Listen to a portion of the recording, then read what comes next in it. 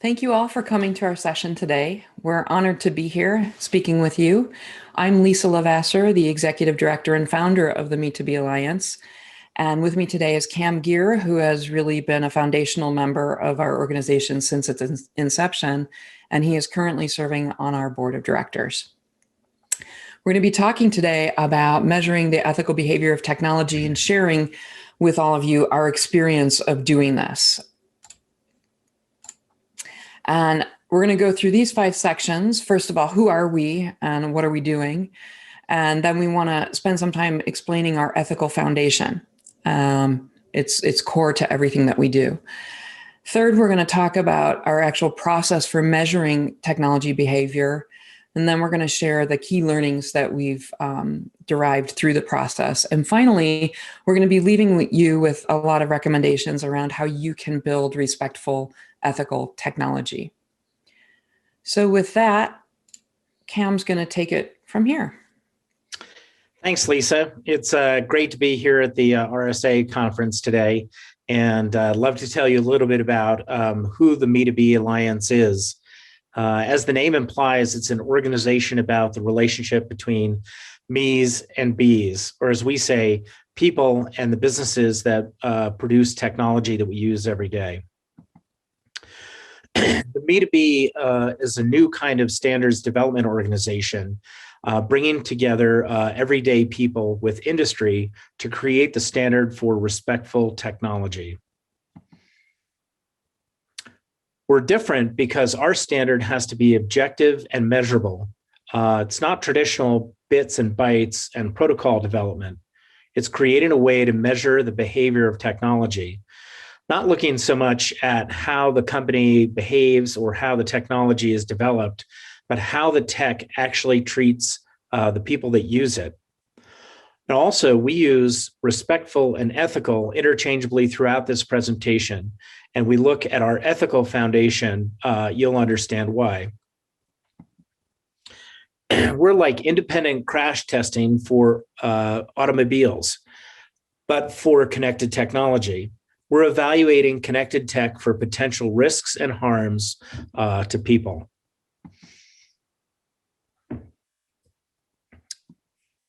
Our central ethos is that respectful tech is better for me's and be's.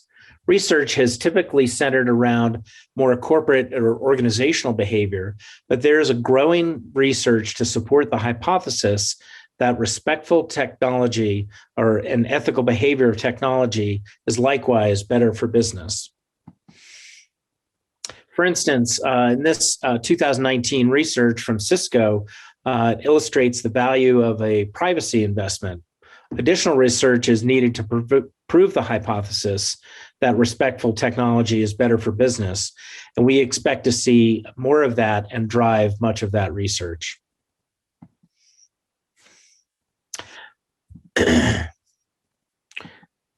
So shifting gears, I'm going to share about how we arrived at an ethical foundation to ground our work.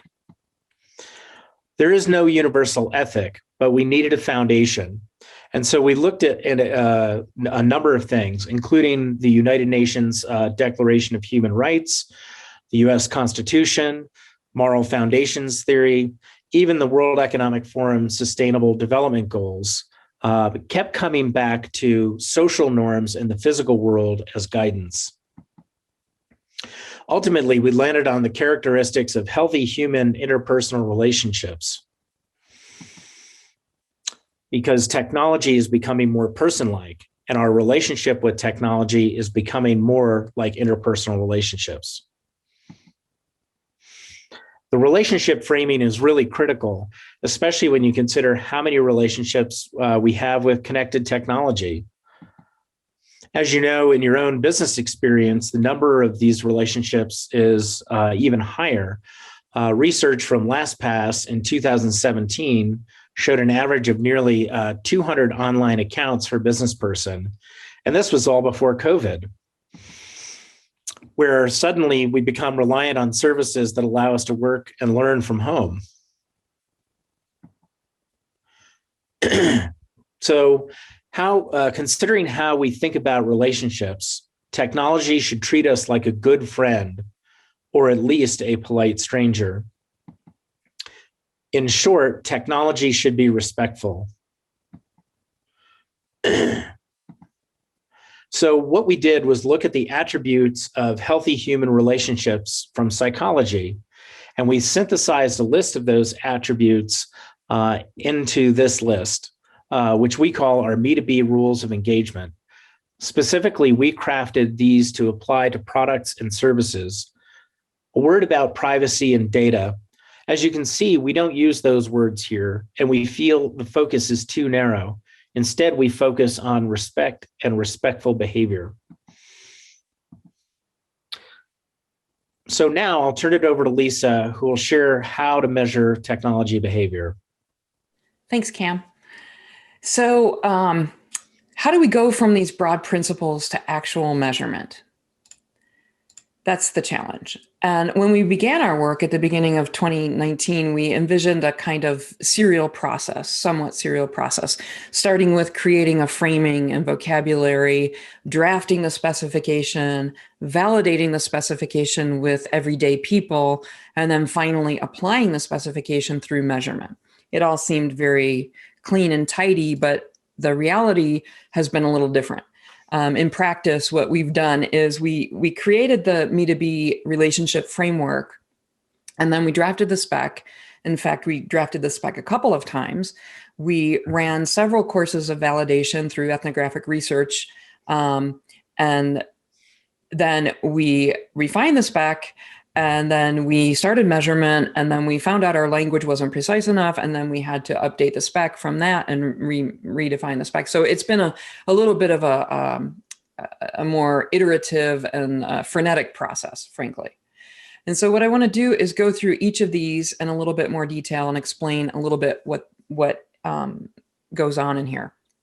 So this initial step of framing and vocabulary, we really didn't have the language to precisely describe the norms and behaviors in the digital world. And this was a real problem for us. We had to come up with language to articulate with nuance and specificity.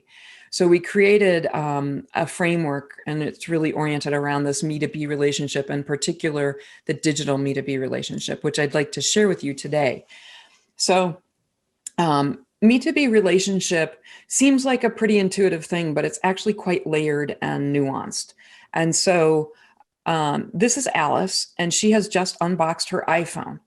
And so the first thing that happens, and we've all experienced this, is that she is confronted with an agreement, a legal agreement, terms of service or terms of use. We call this a Me2B legal relationship with Apple, the manufacturer in this case. She continues to use the phone, and she develops over time what we call a Me2P, Me2Product, experiential relationship with the phone itself. And this, she has a disposition, an attitude, love or hate. This is really a two-way dialogue. It's like an interpersonal relationship with this device. At the same time, there are a number of what we call B2B hidden affiliates that are integrated into the phone and possibly integrated at the back end, at the back office. These are third-party integrations and software suppliers. Alice doesn't know she has a relationship with them, but she does, and we'll explore that a little bit more. So this is all pretty straightforward. It's not too confusing, but it doesn't stop here.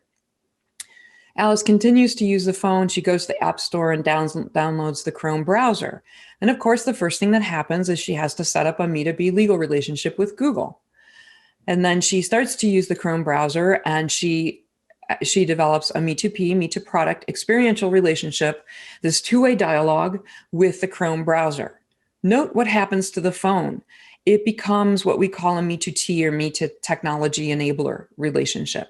She knows she's using it, but this Me2P relationship is always the most, the relationship that's most in front of her at the time. It is the most foremost in her consciousness. And then similarly, there are a number of B2B hidden affiliates here. And I like to call this sort of the growing hidden party guests. And so now it's whatever is in the Chrome browser, but also whatever is in the native device. So it's a cumulative stack of hidden party guests. So it's getting a little more complicated. Well, suppose she goes to the Instagram website and wants to create an Instagram account. First thing she'll do, of course, is create the legal relationship with Facebook. And then she starts to have a Me2P relationship with Instagram. And again, our hidden party guests, the list grows. And so suddenly, this isn't a single relationship, but a vast network of known and unknown relationships that are all happening simultaneously.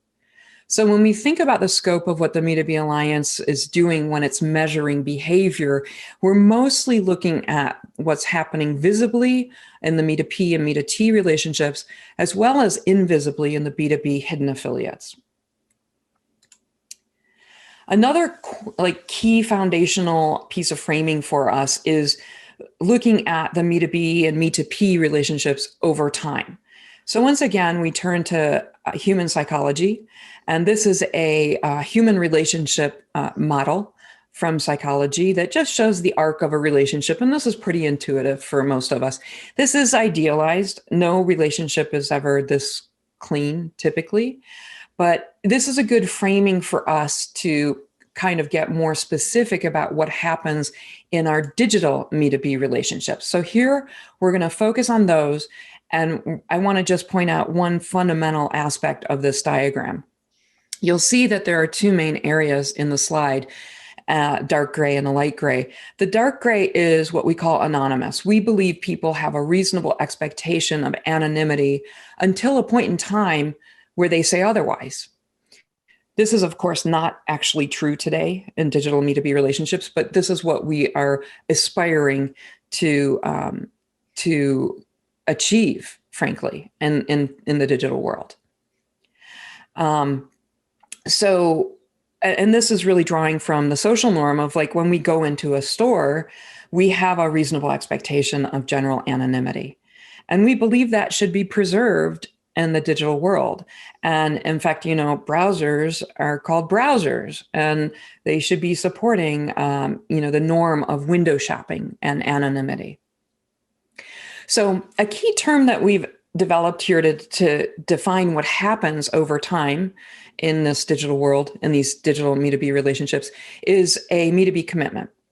And we have several of these Me2B commitments that happen over the arc of this overall relationship. The first commitment that we might see on a website, for example, is the accept cookies. That's the first decision we're confronted with. Soon after, we might get a request for sharing location.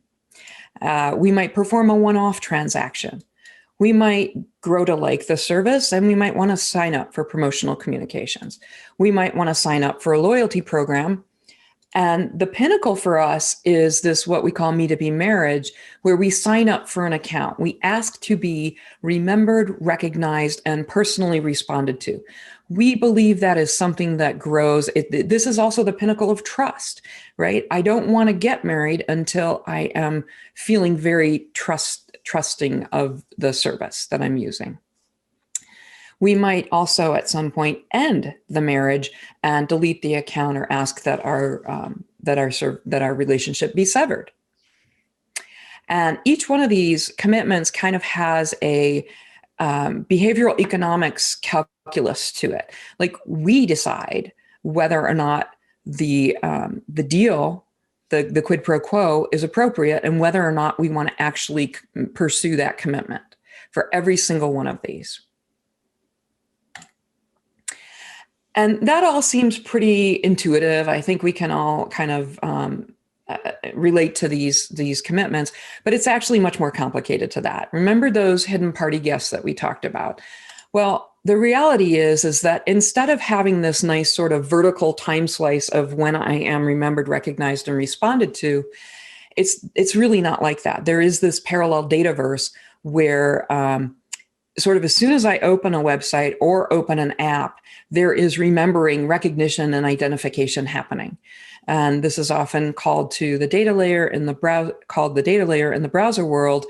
And this is really all those third-party affiliates kind of talking back and forth, right? Gossiping really about the me and sharing information sort of willy-nilly. the important thing is that our testing covers both of these realities, both the experienced view of going through the commitments, the visible view with the first party, as well as the hidden affiliates, the third parties that are these sort of surveilled relationships. They're not really what we would call a Me2B relationship. So let's look at the next box here, our specification activities. So we started this work. It's happening in the certification working group in our organization. And we invite, we're open to any member can join the certification working group. We've been working on this since 2019, and we are just now preparing our 1.0 spec for ballot. A couple of notes on the spec. It is an MVP version of the spec. It is not comprehensive of all of the possible harms or all of the possible rules of engagement that Cam shared with you earlier. There is another document that we've produced, and this is available online right now. It's a digital harms dictionary. And we're going to be converting that into a wiki, but we're trying to collect all of the various types of digital harms that a person might be exposed to.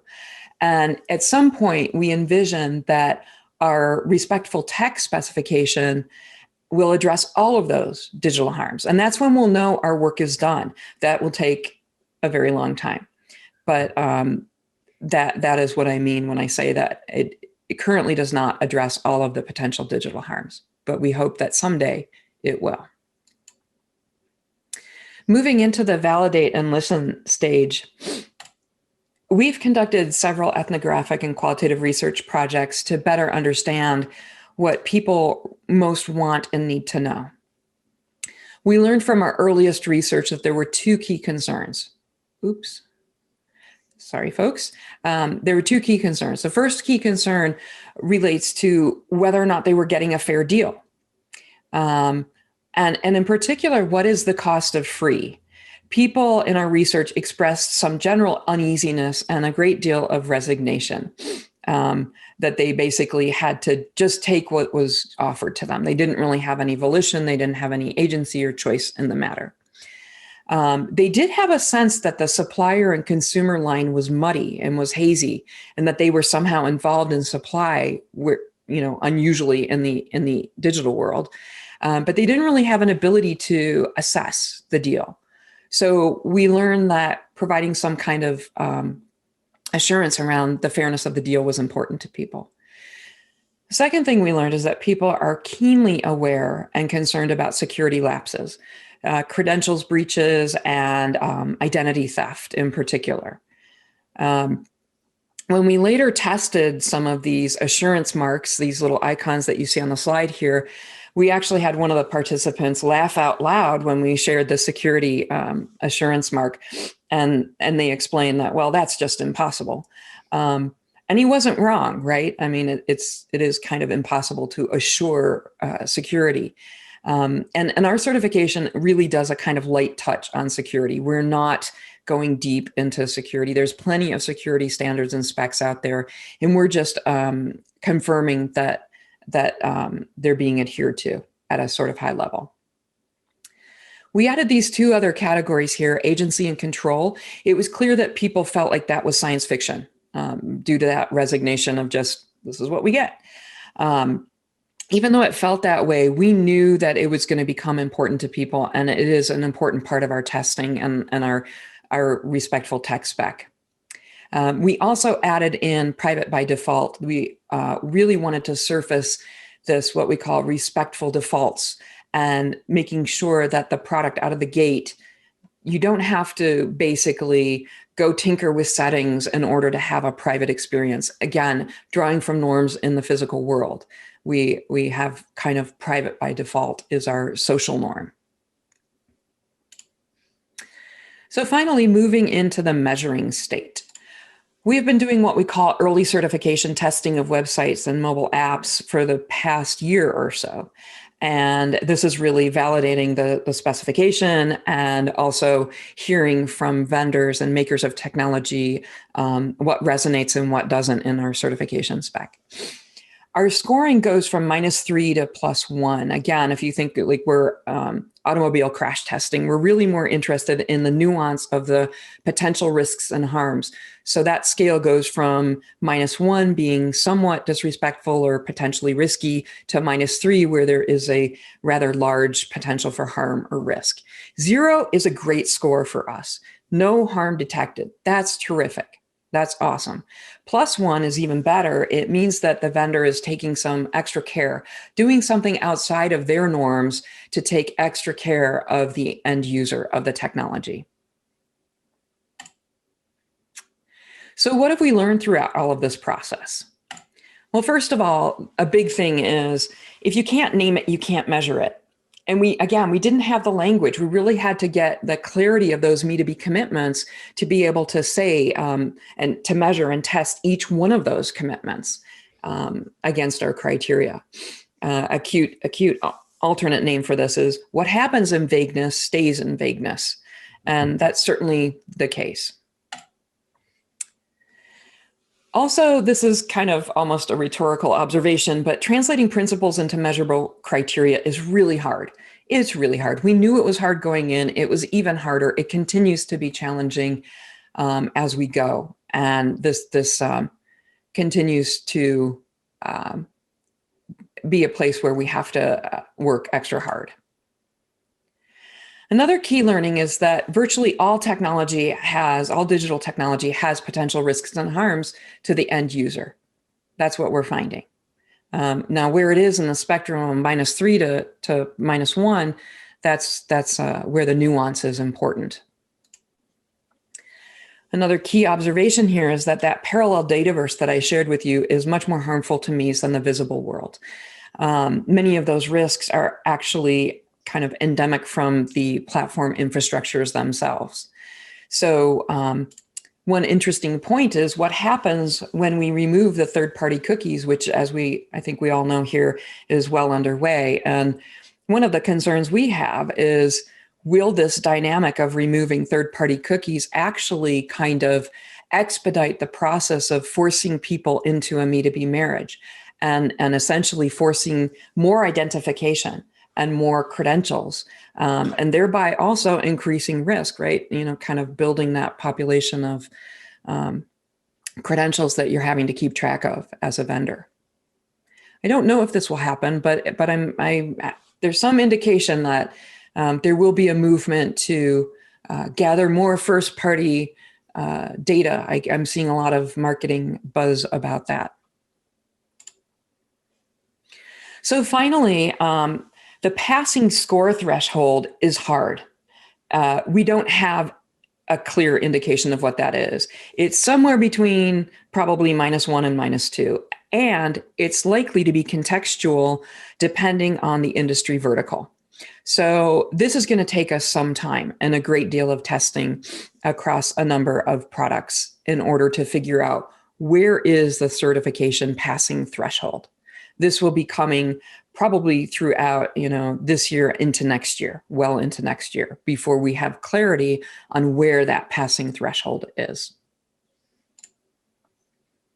So what can you do today to build respectful technology? Well, first of all, you can treat the people who use your technology, whether they're everyday me's or they're business people or whomever, treat them with respect. Build respect in from the start. It's very hard to retrofit in. It's something you need to do out of the gate. It needs to be a primary design focus for you. Make your products private by default. Don't abuse your end users. Make it private by default. Check your entitlement. There is, I would say, across the world, right? And it's an industry norm, a global industry norm, that data is there ripe for the picking, ripe for the taking. Why do we have that sense of entitlement? Just because it's there doesn't mean that we ought to take it. We need to be mindful about this. Similarly, with identity, forcing people into identity relationships, that Me2B marriage that we talk about, that's a sort of hallowed space. Like that's a real relationship that you should treat that really with a lot of respect and a lot of integrity. And, don't force people into identification until it's meaningful. And if you can only do one thing on this list so far, make it private by default. Do that at least to treat people with respect. Also, for each of the Me2B commitments in your service, make it easy for people to sign up and unenroll. Make it easy for people to understand what they're giving and what they're getting for that commitment. What's the quid pro quo for that commitment? Should be obvious, and it should be proportional. Only ask for what you need. If I'm signing up for a loyalty program, you don't need to know my gender and my birth date. You really only need to know how to contact me. Don't take without asking. This kind of goes without saying, but it doesn't, unfortunately, because it's a norm. Don't take without asking. We don't do it in the physical world. We ought not be doing it in the digital world. Also, make it easy for people to understand what you've done with any information that they've shared with you. Make it easy for them to get a history. And by the way, if you do all of this stuff, you probably won't have to worry too terribly much about being compliant with whatever regulation comes down the pike in the US. You can sleep pretty easy knowing that you're treating people respectfully and you're likely to comply with the vast majority of any regulation coming out. Now, it's interesting to note, as I put together this presentation, that there's some similarities between the challenges of measuring the ethical behavior of technology and assessing the security of technology. So in his Turing Award speech in 1983, Ken Thompson says this: "The moral is obvious. You can't trust code that you did not totally create yourself." Well, you all as security professionals live and breathe this. You know this. So it turns out, do we as measurers of ethical behavior of technology. In particular, it's the challenge of the increasing complexity of software and the ability to assess that software, whether it's for security threats or for respectful behavior. I like to call this ever increasing complexity problem the knowability of software problem. And my hypothesis is that we may be post-peak software knowability. We may no longer be able to know as a single individual. And certainly we've seen this in our testing where disrespectful behavior in the technology is not a product of deliberate intentions at all, in fact, but rather of not knowing the behavior of some of the third-party integrations that you've got. It's hard and it's getting harder, but we have some recommendations about this. So forgive the grammar on this, but this is a nod, of course, to the move fast and break things mantra. We suggest that it's time to move slowly and deeply know things. You need to know, in particular, all of the information that you get, observe, derive, otherwise get, calculate, that originates from people or their behavior. You need to know it. You need to question, do we need it? Do we truly need it? Similarly, you need to know what all your third-party services and APIs and anything that's integrated into your website and mobile apps. You need to know, what are they doing with the information? How are they treating it? Are they being respectful to the end user? In its early days for privacy labels, like Apple's privacy label on their mobile apps in their app store, you're going to have to know these things, and you're probably going to have to put them in the privacy label in the future. So sooner or later it's coming. Similarly, our supplier management practices need to be updated. We need to include clear information use scopes and restrictions into our supplier agreements. Additionally, we need to have very clear permission management obligations right in our service level agreements themselves. In GDPR, as a data controller, we are all obligated to have permission management flowing through all of our data processors or co-data controllers. We're already obligated, but the practices and the norms on the supply side management, they're not quite there. We have to get a lot more detailed. We have to more deeply know this stuff. So hopefully that's a little helpful guidance for you. I'd like to thank you all for your time today. I hope that this has been illuminating and valuable for you. And if you'd like to either get involved in creating the Respectful Text Standard, or if you'd like to have us perform an audit for respectfulness in your technology, please feel free to contact us. And thank you very much. Thank you.